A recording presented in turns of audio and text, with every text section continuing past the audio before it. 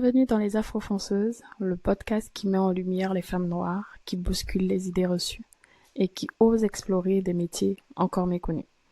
Aujourd'hui, on découvre ensemble un métier essentiel mais souvent peu compris, le métier de responsable QSE, qualité, sécurité, environnement. Pour nous en parler, j'ai le plaisir d'accueillir Christelle Dassy, une femme engagée qui évolue dans ce domaine stratégique au sein du secteur industriel. La QSE, c'est quoi? C'est ce qui garantit que les produits qu'on consomme sont conformes, que les salariés travaillent en sécurité et que l'entreprise respecte l'environnement. C'est un métier de rigueur, d'anticipation, mais aussi de conviction. En tant que responsable QSE, Christelle veille chaque jour à mettre en place des normes, à analyser des risques, à former des équipes, à auditer les process pour améliorer la qualité, tout en protégeant les humains et la planète. Dans cet épisode, on va parler des compétences clés pour exercer ce métier et du parcours de Christelle pour y arriver. Accroche-toi, on part à la découverte d'un métier de l'ombre qui mérite d'être mis en lumière. Si tu aimes notre podcast, n'hésite pas à le partager, à liker ou à le recommander à ton entourage et nous serons nombreux à découvrir. Merci. Bonjour Christelle. Bonjour Fleur. Merci d'avoir accepté l'invitation. Je t'en prie, avec plaisir. Pour commencer, je vais te demander de te présenter, si tu veux bien. Merci Fleur pour l'occasion que tu me donnes déjà de me présenter et puis d'expliquer mon parcours et puis de permettre aux jeunes filles et aux personnes aussi qui verront ce podcast ou qui vont écouter de pouvoir s'orienter et voilà que ça leur apporte des idées également par la suite. Donc je suis Dassy de prénom et Ake, mon nom de famille. Aujourd'hui, je suis responsable qualité, sécurité, environnement avec 10 années, un peu plus même, de parcours dans la gestion de la qualité, de la sécurité et de l'environnement. Après, j'ai une expertise aussi en audit, tout ce qui est prévention des risques et enfin tout ce qui est certification ISO, donc 9001, 14001, 45001 et aussi le MAS pour les entreprises pétrochimiques par exemple. Après, j'espère que tout ça, ce sont des mots qui parlent. Ce sont de gros mots, de grands mots. Après, on aura l'occasion de détailler ses besoins. Donc là, aujourd'hui, j'ai travaillé dans plusieurs secteurs, tels que tout ce qui est énergie renouvelable, les infrastructures ferroviaires. À ce jour, je baigne dans le BTP, donc bâtiments et travaux publics. Ma petite présentation, je pourrais m'arrêter là, sinon on va détailler. Sinon, on s'en sort pas. La richesse du parcours. En tout cas, merci beaucoup. Déjà, quoi ton parcours académique pour que tu en arrives aujourd'hui aux énergies renouvelables, aux certifications, aux audits, à la qualité, etc. J'ai fait d'abord un bac scientifique. J'ai fait un bac scientifique en Côte d'Ivoire, précisément au lycée Jeune Fille de Bingerville. Par la suite, je me suis orientée dans les études de mine-géologie pétrole. Donc j'ai fait un DUT en mine-géologie pétrole et j'ai voulu continuer dans le secteur de tout ce qui est pétrole, géologie, mais j'avoue que c'est un secteur très très fermé et après j'ai voulu faire un métier qui va me permettre de toucher à beaucoup de choses et pas rester dans une seule case, si je dois m'exprimer ainsi. D'où le fait que je me sois orientée dans les études de management en qualité, sécurité, environnement. Par la suite, je suis venue en France, j'ai fait une année de chimie et ensuite j'ai bifurqué en master de management qualité, sécurité, environnement. Ça veut dire que sans parcours scientifique, on peut pas faire ce genre de filière? On peut le faire parce que dans ma promotion, j'ai eu des personnes qui avaient des études en droit parce que faut dire que là aujourd'hui, il y a beaucoup de réglementations, de lois, de règles à appliquer dans tout ce qu'on fait. Donc c'est pas forcément à faire des études scientifiques qui mènent à ce type de formation. Très intéressant à savoir. Autre question, est-ce qu'il y a des écoles types pour cette filière? C'est des filières qui sont faites dans des grandes écoles. Par exemple, l'ESSEP à Angers, je sais qu'ils forment des personnes en prévention des risques. Moi, j'ai fait par exemple ma formation à l'université de Montpellier. C'est une école qui dépendait de la fac de droit. Donc, elle délivrait un master 2 en risque et environnement. Donc, ça englobe tout ce qui est prévention des risques. Ça nous forme aussi en audit. Intéressant parce que c'est pas forcément des filières auxquelles on pense. Oui. Déjà en étant en Côte d'Ivoire où quand on se projette de plus en plus, on va en entendre parler à cause de tout ce qui est énergie renouvelable, etc. Mais Faut connaître le parcours ou faut chercher. Il faut chercher exactement. Mais là, aujourd'hui, à vrai dire, tout ce qui est qualité, sécurité, environnement, bah, ça s'est bien développé dans le sens où on parle beaucoup de développement durable, d'écologie, de transition écologie. Donc voilà, c'est des métiers, enfin, je dirais pas que c'est des métiers d'avenir. Ça a eu un boom en fait. Donc là, Après ces formations, tu commences directement à travailler ou tu passes par une étape de certification avant? déjà, les 2 années des masters se sont faits en alternance dans le secteur ferroviaire. Et donc, une fois sortie de l'école avec le diplôme et tout, je rentre directement dans la vie professionnelle. Donc, voilà. Après mes 2 années d'alternance, bah, tout de suite, voilà, j'ai démarré ma carrière dans le BTP et ensuite dans l'énergie renouvelable et après dans le BTP. Donc là, aujourd'hui, j'ai pas mal d'expérience dans tout ce qui est BTP. Félicitations jusque-là. Du coup, ce métier, comment on l'appelle, on dit? En chargé de prévention ou voilà, chargé de prévention, ça c'est les personnes qui démarrent, qui sortent de l'école, voilà. Après, en fonction des expériences, on peut être responsable QSE, coordinateur QSE, manager QSE. Et du coup, il consiste en quoi, ce métier? Qu'est-ce qu'on y fait? Qu'est-ce qu'on fait? Eh bien, dis donc, on fait on fait beaucoup de choses, hein. On fait beaucoup de choses. Bon, après, est-ce que j'explique une journée type? Et on est avide de savoir si tu penses que c'est la journée type qui permettra à quelqu'un qui ne connaît rien de comprendre et nous découvrir. Et fais-nous découvrir, fais-nous envie. Bon, ou pas. Ce que je peux dire en fait du métier de QSE, c'est un métier qui permet par exemple de veiller à ce que les personnes travaillent en sécurité. Voilà, c'est de veiller à ce que les personnes travaillent en sécurité, dans le respect aussi de l'environnement, d'aider les entreprises à anticiper les risques au travail, d'aider les entreprises à respecter les normes, parce que les normes, c'est des référentiels qui sont écrits, on doit les respecter. Un responsable QSE voilà, va aider à anticiper les risques, à respecter les normes et aussi à améliorer certaines pratiques qui existent au sein de l'entreprise. Voilà, donc à améliorer les pratiques qui existent déjà dans l'entreprise parce que voilà, je peux arriver dans une entreprise et il y a des pratiques qui existent par exemple depuis les années 80. Je vais permettre à l'entreprise de s'améliorer tout en montrant que ces pratiques-là ont évolué et voici ce que la norme demande, les réglementations à ce jour. Voici ce qu'elles imposent à l'employeur de mettre en place pour améliorer les conditions de travail de tous les salariés. Donc, tu vas mettre en application tout ce qui va être défini par la législation, que ce soit quoi, qui concerne l'environnement, qui concerne la sécurité. Ça veut dire que tu vas travailler plus sur des sujets où il y a beaucoup de dangers, je vais dire comme ça. Et voilà, exactement. C'est des postes à risque souvent qu'on rencontre. Et donc, faut mettre les moyens en place pour éviter les accidents, par exemple, parce que les accidents de travail, ça coûte à l'entreprise, à l'employeur. Donc, on menait à réduire ces risques-là ou voire les éliminer. De ma position d'un culte, j'ai l'impression que c'est un mix entre le droit et une partie opérationnelle. J'avoue que faut être une personne de terrain, ce que je suis.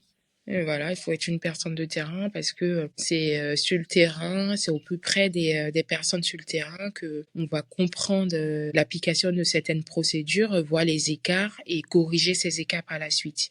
Donc, il faut vraiment être une personne de terrain, faut aimer le terrain. Donc, si tu aimes porter des escarpins tout le temps, faudra te revoir parce qu'il te faudra des chaussures de chantier, je pense. Des bottes de sécurité, un casque, voilà, des gants de chantier. En fait, voilà, tout ce qu'on voit sur les personnes de chantier. Par moment, des escapins, hein, mais bon, après, je pense que C'est juste quand on est au bureau. Exactement. Et même quand on est au bureau, on a toujours dans nos coffres nos équipements de chantier parce que faut être opérationnel dès que je me dis ah tiens il y a un accident qui s'est passé sur un chantier, bah, j'y vais tout de suite, j'enlève mes escapins, je mets mes chaussures de sécurité, je vais au plus près de ce qui se passe. Ma avis à toutes les personnes qui sont intéressées par la QSE. Pensez à avoir 2 sacs. Je vais dire ça comme ça. Tout à fait. Quelles sont les qualités, si tu devais en citer, je sais pas moi, les qualités qu'il faut pour faire ce métier? Alors, les qualités.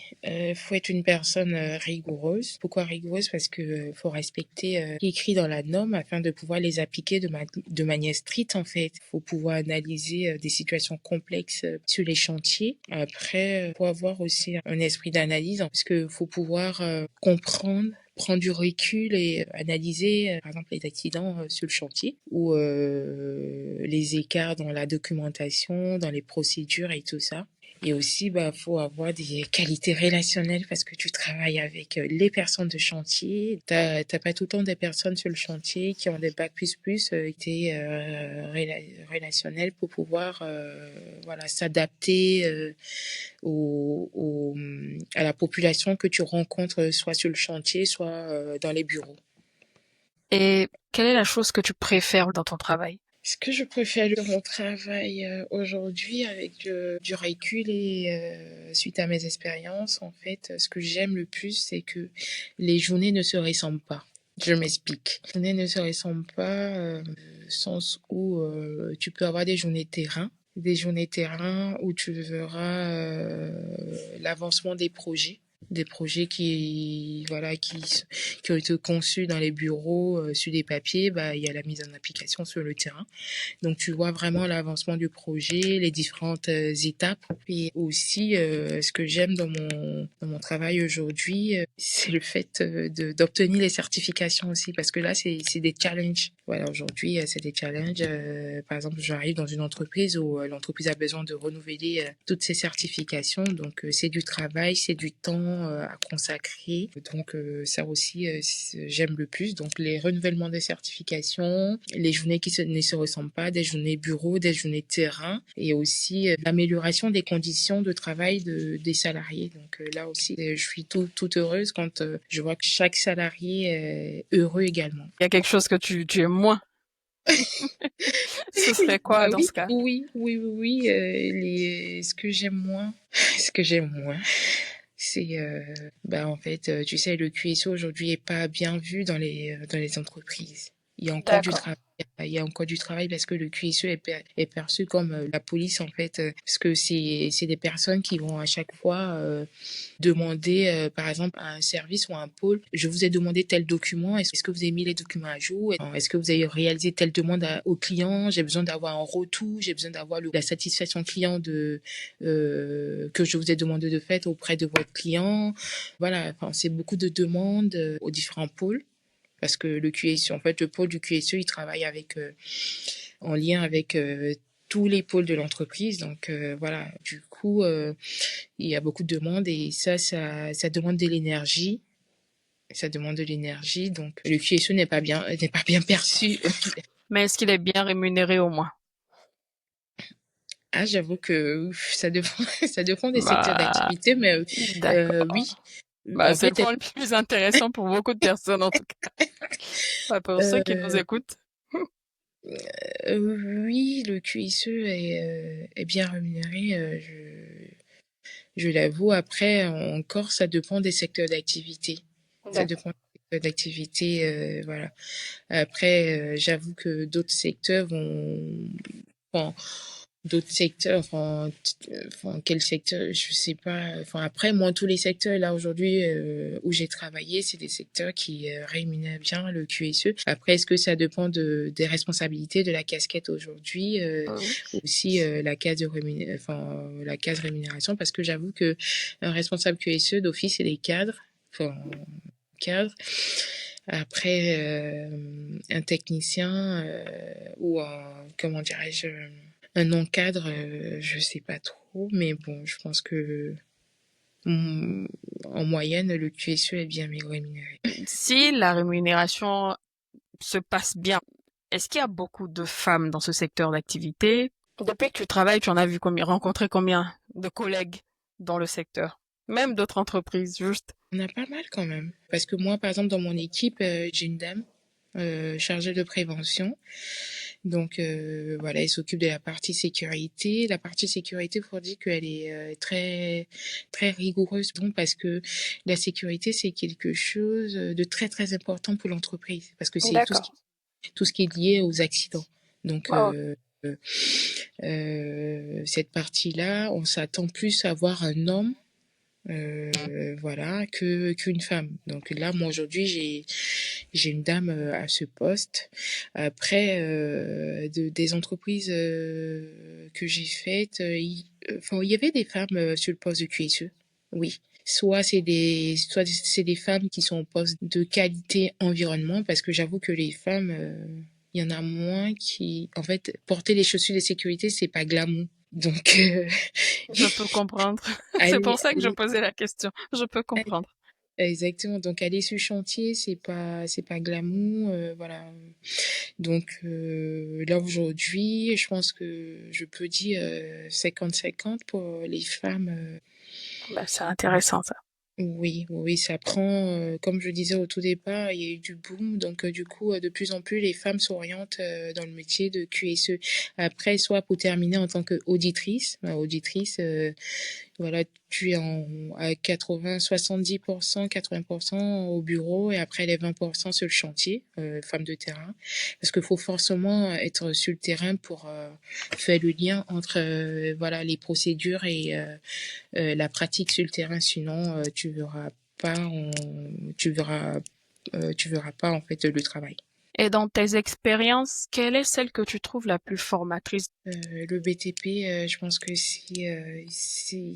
c'est difficile et c'est passionnant. Le BTP, ouais, le bâtiment, que ce soit le bâtiment que les travaux publics. Je démarre par la question comment on fait pour continuer à apprendre et à évoluer dans ton métier. Aujourd'hui, je considère que dans le QHSE, on ne cesse jamais d'apprendre parce que les choses évoluent avec le temps.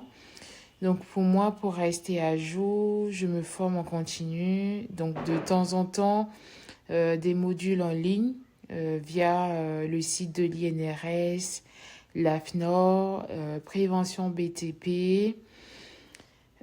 Aussi, je me tiens informée des évolutions réglementaires et des nouvelles normes via des abonnements en ligne. Je participe également à des webinaires ou des événements professionnels dès que possible. Mais j'apprends aussi au contact des autres. J'apprends énormément au contact des autres en échangeant avec les équipes terrain, en observant ce qui fonctionne ou pas. Et en prenant le temps aussi d'analyser mes propres pratiques dans ce domaine. Donc c'est toute cette curiosité qui me permet d'évoluer, d'ajuster mes méthodes et de garder un coup d'avance. Ensuite, je réponds à la question, as-tu eu un mentor ou un modèle qui t'a inspiré? Oui, j'ai eu la chance de croiser des personnes qui m'ont inspiré à des moments clés. Aujourd'hui, j'ai pas forcément un mentor officiel, mais j'ai plusieurs modèles de terrain. J'ai plusieurs modèles de terrain, donc des responsables, des directeurs QHSE passionnés, ou même des collègues qui savaient fédérer autour des valeurs qualité, sécurité, environnement. Donc voilà. Il faut dire que ce qui m'a marqué, c'est leur manière d'allier exigence et bienveillance. Parce que c'est des choses qu'on a besoin d'avoir dans le domaine du QHSE. Voilà. Donc aujourd'hui, aujourd'hui encore, voilà, je m'inspire dans leur posture, dans ma façon de manager, de transmettre et de défendre mes convictions en QHSE. Pour terminer, j'avais envie de laisser un message aux afro-fonceuses qui m'écoutent. Ne laissez personne définir vos limites ni votre potentiel.